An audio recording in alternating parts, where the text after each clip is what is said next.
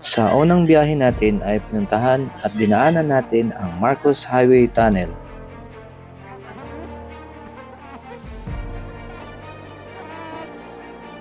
Mula sa Santo Tomas, Batangas ay mahigit 8 oras nating biyahe. Pagdating sa Rosario, La Union, mahigit 1 oras na lang marating na natin ang Baguio. Pinuntahan din natin ang Igorot Stone Kingdom. Kung makikita mo, ito ay gawa sa mga bato, ang struktura. At mamamangha ka sa angking kagandahan at talento ng mga taon na gumagawa nito. Sa pangalawang araw naman ay pupuntahan natin ang the new highest point na matatagpuan sa Tinok, Ifugao, kung saan mismo sa paanan ng Mount Pulag, isa sa pinakamataas na bundok na matatagpuan sa Luzon. At dadaanan din natin ang pinakadelikadong kalsada dito sa Pinas, ang Halsema Highway.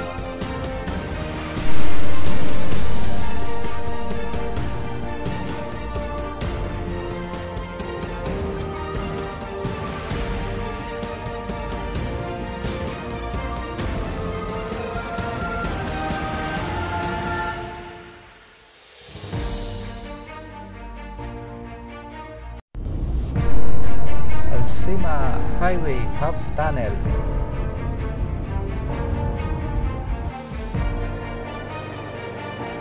Second highest point. Tara at puntahan natin ang bagong highest point na makikita sa bundok na Mount Pulag.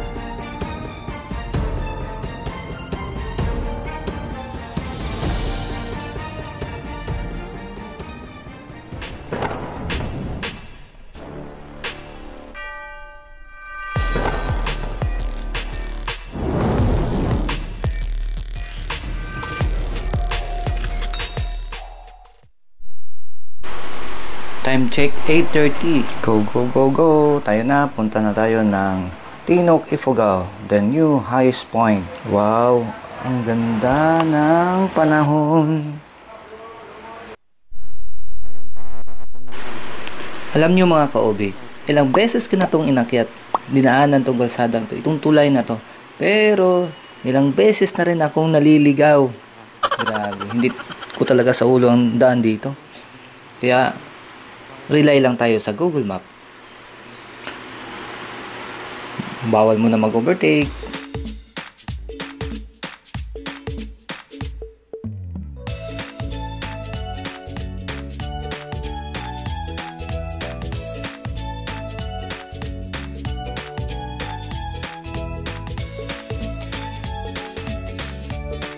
Alam niyo ba, noong 2013, pang-siyam ang Halsema Highway na tinaguri ang pinakadelikadong kalsada sa buong mundo. Sa kabila ng lahat na tinaguri ang pinakadelikadong highway ng Pinas, ay marami pa rin dumadayo dito. At ngayon mga ka-OB, nandito na tayo sa Halsema Highway Half Tunnel. Kung makikita, kaya tinawag siyang half tunnel dito. Kalahati lang pala, pero delikado yan, may tubig sa ilalim. So, tingnan nyo gaano kaganda ang paligid. Sobrang ganda.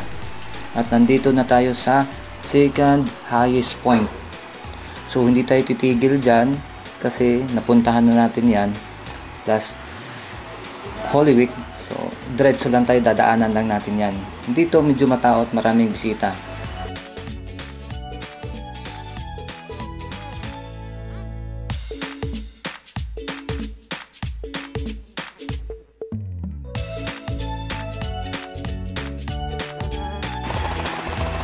Time check 11:46 at 474 kilometers. So sa hindi pa nakakaalam, tayo ay galing from Batangas, Santo Tomas.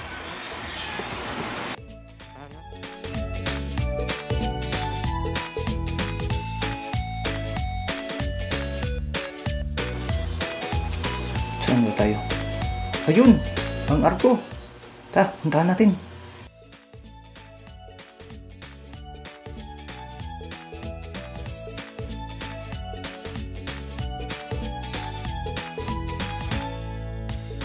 Welcome to Bugyas, Benguet. Wow! Ang ganda dito talaga. Oh, grabe. Ang ganda ng kalsada. Smooth. At dahil sa sobrang ganda ng tanawin, ay napatigil tayo. Tingnan nyo mga wiko kung gaano kaganda ang paligid. Gaano kasipag. Gaano ka malikhain ang mga tao dito. Dahil sa daming bundok, out of 2,000 bundok ang ginawa nilang taniman. At di maiwasan natin ang magpa-picture para magkaroon tayo ng souvenir. Tingnan nyo gaano grabe. Ito'y nagpapakita ng kasipagan ng mga tao. Kaya saludo ako sa mga taga-Benguet.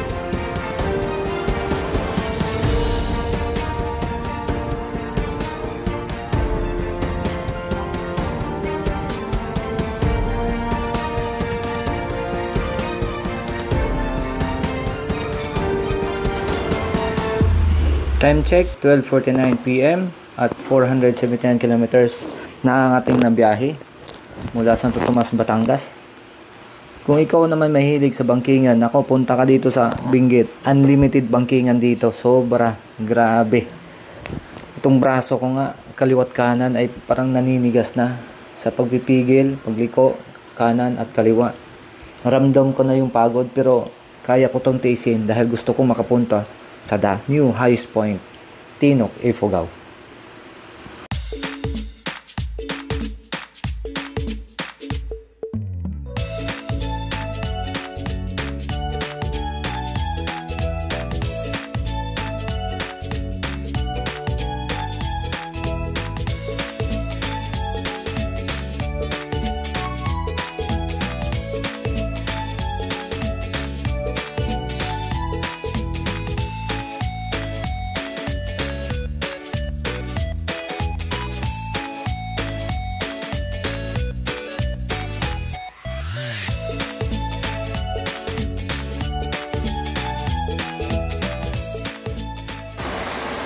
Sobrang ganda ng tanawin, kalsada, at yung mga truck na yan nakasalubong natin na may kargang gulay. Yan ang mga nagsusupply sa mga palengke natin sa Manila hanggang Batangas. So magpasalamat tayo. Kung hindi dahil sa kasipagan nila, baka tayo ay magugutom, kakapusin at tataas ang presyo ng mga gulay. Kaya isa lang talaga masasabi ko, saludo ako sa kanila. Pasalamat tayo sa kanila. At saka may Budik pala tayo nakikita dito. Amgalayge Budik. Check niyo yun sa Google Map. Sobrang ganda din na makikita nating scenery dyan. Views. Sobrang ganda. Pagdating natin sa bayan ng Ibatan intersection, makikita mo yung Tinok ay 33 kilometers na lang. At ang Central Bugyas ay 15 kilometers at ang Kabayan ay 32 kilometers. Pero tutumbukin natin yung Tinok, Ifugao. Anong bayan to dito, sir? Banoy. Okay, salamat, sir. Nako. Wala pa naman signal. Ang hirap. Patay. Wala signal. Paano to ngayon? Bahala na. Sa kakanan daw. Tara.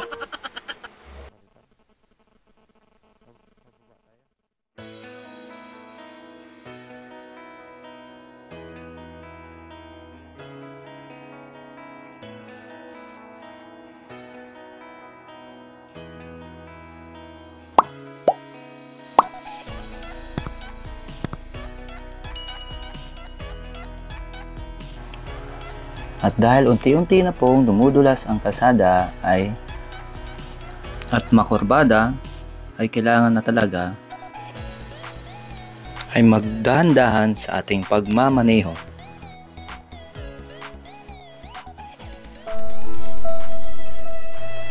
At dito dumating na ang oras kung saan hindi na kinaya ni RFI ang pahon sa sobrang tarik na daan. So kailangan ko magpalit ng bola from 13 grams straight to 1310 grams. Para makahon siya, ginawan ko na lang ng paraan kasi alam nyo ba, 20 minutes na lang ay nandun na tayo sa the new highest point. Di ko kayang mabigo kasi pangarap kong makaakyat makapunta sa lugar na ito. 7 minutes lang ay nandun na tayo sa tuktok ang the new highest point. Pero dito sa pagbungad mo pa lang ay tanaw mo na at mamamangha ka sa angking kagandahan na makikita sa daan. Parang abot kamay ko na ang mga ulap.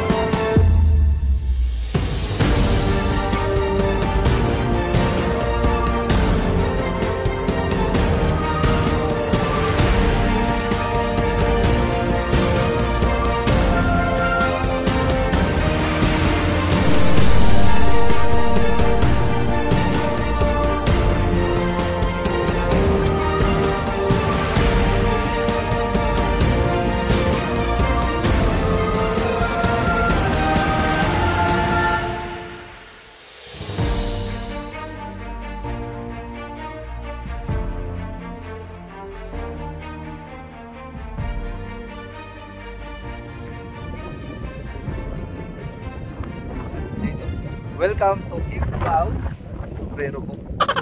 Welcome to Ifugao. New highest elevation.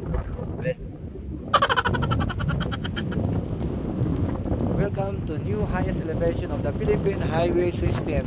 Region Cordillera, section 7,968.67 feet or 2.428.66 meter above sea level, located at Tinok, Ifugao. Grabe. Municipalities ay Bugyas, Bukod, Kabayan, Cayapa, Tinok, Province of Benguet, Nueva Nueva Vizcaya. Time check, 4 o'clock PM.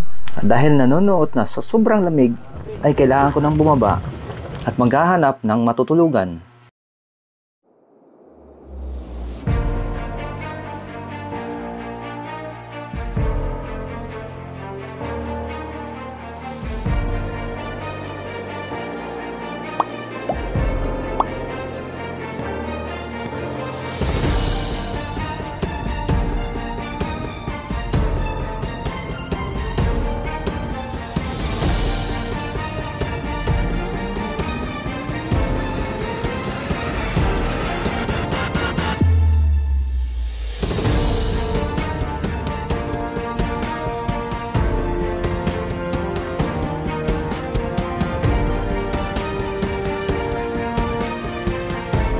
Sa taas na 7,968 feet or 2,428 meters above sea level.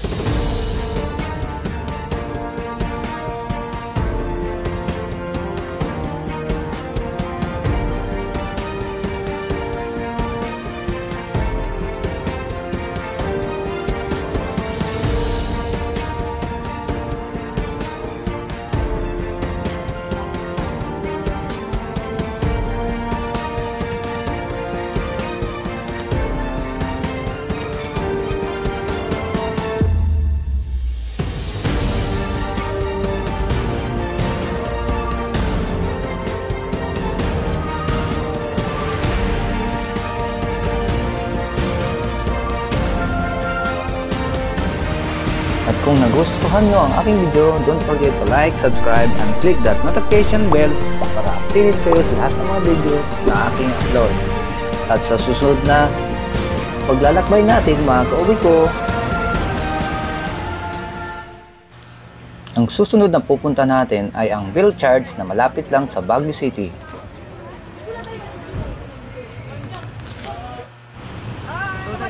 Colors of Stobosa, Magiging karta tayo ngayon. Strawberry Farm,